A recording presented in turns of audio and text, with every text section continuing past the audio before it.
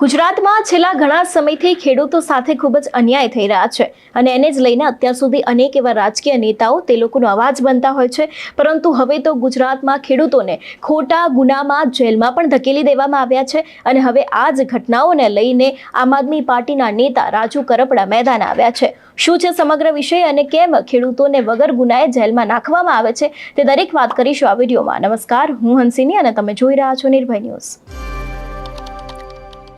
ગુજરાતમાં ખેડૂતોની હાલત દિવસે ને દિવસે કફોડી બની રહી છે।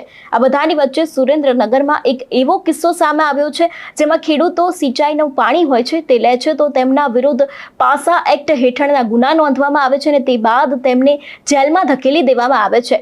જોકે આ બધાને લઈને અત્યારે હાલ રાજુ કરપડા છે તે મેદાન આવ્યા છે। તેમના દ્વારા ભારતીય જનતા પાર્ટી ઉપર તો આકરા પ્રહાર કરવામાં આવ્યા છે, પરંતુ તેમને પોલીસના અધિકારીઓને પણ આડે હાથે લીધા હતા। સૌથી પહેલા તો રાજુ કરપડાને સાંભળીએ કે તે આ વિષયને લઈને શું કહી રહ્યા છે। નમસ્કાર, હું રાજુ કરપડા। હાલ ખેડૂતો માટે ખૂબ જ માઠા સમાચાર મળી રહ્યા છે। જે ખેડૂતોએ સુરેન્દ્રનગર જિલ્લાની અંદર જે ખેડૂતોએ પોતાનો પાક બચાવવા માટે પાણી લીધેલું હતું એવા ખેડૂતો પર એ વખતના અધિક્ષક ઇજનેર અને એમની ટીમ દ્વારા એવા ખેડૂતો પર પાણી ચોરીના કેસો દાખલ કરવામાં આવેલા। ક્યાંક અમુક કિસ્સામાં ખરેખર ખેડૂત નિર્દોષ હોવા છતાં એ ખેડૂત પર પણ ખોટા કેસો કરવામાં આવેલા। એ વખતના જે કેસ કરનાર ફરિયાદી હતા અધિક્ષક ઇજનેર સહિતની ટીમ એ લોકો દ્વારા એફિડેવિટ પણ કરી દેવામાં આવેલા કે આ ખેડૂત નિર્દોષ છે, અમારાથી ક્યાંક ભૂલ થઈ છે।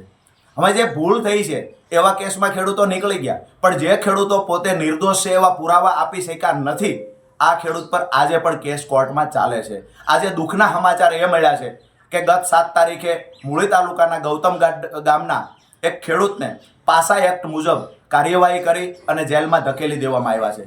એનો ગુનો એ હતો કે ખેડૂતે પોતાનો પાક બચાવવા માટે પાણી લીધું હતું। કદાચ માનો કે ખેડૂત નિર્દોષ નથી અને પાણી ચોરી કરી છે, તો પાણી ચોરી પોતાનો પાક બચાવવા ખેડૂતે કરી હતી। ખરેખર સરકારની જવાબદારી બને છે સિંચાઈનું પાણી પહોંચાડવું। સરકાર જ્યારે પહોંચાડી શકી નથી, ખેડૂતે પાક બચાવવા પાણી લીધું, એના પર ગુનો દાખલ થયો, એના પર બોજો, જમીન પર બોજો નાખવાની કાર્યવાહી હાથ ધરવામાં આવી છે અને એક દુઃખના સમાચાર સાથે એ પણ આવ્યા કે ખેડૂતને જેલમાં ધકેલી દેવામાં આવ્યો પાસા એક્ટ મુજબ।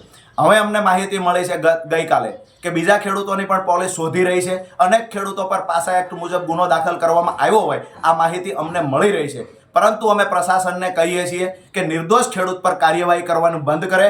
ખરેખર આ જે કાર્યવાહી થાય છે ક્યારેય સાખી લેવામાં નહીં આવે। હાલ નગરપાલિકાની સામાન્ય ચૂંટણીઓ ચાલી રહી છે, જેવી 18 તારીખે રિઝલ્ટ આવી જશે ત્યારબાદ ખેડૂતો માટે અમે અવાજ ઉઠાવીશું। સુરેન્દ્રનગર જિલ્લામાં ખેડૂત મહારેલીનું આયોજન કરવામાં આવશે। ગુજરાતના તમામ ખેડૂત આગેવાનો આ મહારેલીમાં ઉપસ્થિત રહે છે। તમામ રાજકીય પાર્ટીના નેતાઓને પણ અમે આમંત્રિત કરીએ છીએ કે ખેડૂતો પર જ્યારે અત્યાચાર થતો હોય ત્યારે તમામ રાજકીય પાર્ટીના નેતાઓની પણ જવાબદારી બને છે ખેડૂતો માટે અવાજ ઉઠાવવો। આવતી 18 તારીખ પછી અમે એક તારીખ નક્કી કરીશું જેમાં મહારેલીનું આયોજન થશે અને સાથે સાથે 50 થી વધારે એવા બુટલેગરો છે જેની પર 5 થી વધારે કેસ છે દારૂ વેચવાના, એના પર કાર્યવાહી પાસા એક્ટ મુજબ નથી થતી। જે ખેડૂતે પાક બચાવવા પાણી લીધું એના પર તમે પાસા કરી દીધા।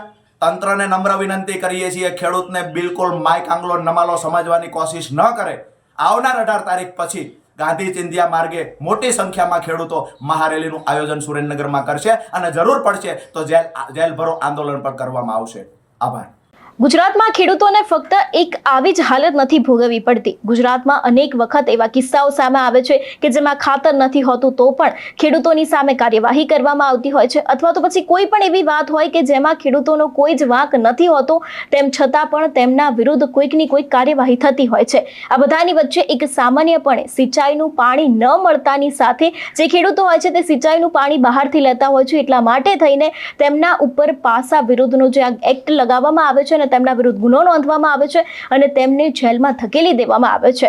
જો કે હવે આ જ વિષયને લઈને રાજુ કરપડા છે તે મેદાન આવ્યા છે અને તેમના દ્વારા ભારતીય જનતા પાર્ટી સહિત પોલીસ ઉપર આકરા પ્રહારો કરવામાં આવે છે। એટલું જ નહીં, તેમના દ્વારા ચીમકી પણ ઉચ્ચારવામાં આવી છે કે જે રીતે તમે આવું બધું કરી રહ્યા છો તે હવે દરેક વાતને બંધ કરી દો। જે લોકોને પકડવાના છે તે લોકોને તમે પકડતા નથી, પરંતુ વગર કામના લોકો જેવા ખેડૂતો હોય છે તે લોકોને શા માટે પકડવામાં આવે છે તેવા પણ અનેક સવાલો રાજુ કરપડાએ ઊભા કર્યા છે। સવાલ અનેક થાય છે કે ગુજરાતમાં અત્યારે હાલ ભારતીય જનતા પાર્ટીના રાજમાં કેટલા લોકો બુટલેગરો છે તે બેફામ બન્યા છે. લુખ્ખા તત્વો અવારનવાર કોઈકને કોઈક રીતે હુમલા કરતા હોય છે સામાન્ય માણસો ઉપર, તેમ છતાં તેમના ઉપર કોઈ કાર્યવાહી નથી કરવામાં આવતી. અને એક સામાન્ય ખેડૂત જ્યારે સિંચાઈ માટેનું પાણી લે છે તે માટે તેને જેલમાં ધકેલી દેવામાં આવે છે. કઈ રીતનો અત્યારે ભેદભાવ ચાલી રહ્યો છે ગુજરાતમાં. એટલું જ નહીં, ગુજરાતની પોલીસ ઉપર પણ અનેક એવા સવાલો ઊભા થઈ રહ્યા છે. કારણ કે એક તરફ એક સામાન્ય ખેડૂત છે અને બીજી બાજુ આ બુટલેગરો છે જે દિવસે ને દિવસે વધારે ને વધારે બેફામ બની રહ્યા છે, તેમ છતાં પણ તેમના વિરુદ્ધ કોઈ જ કાર્યવાહી કરવામાં નથી આવતી. તમારું શું માનવું છે આ વિષયને લઈને અમને કમેન્ટ કરીને ચોક્કસ જણાવજો. તેની સાથે જ અમારી ચેનલ નિર્ભય ન્યૂઝને લાઇક, શેર અને સબસ્ક્રાઇબ કરવાનું ભૂલશો નહીં. નમસ્કાર.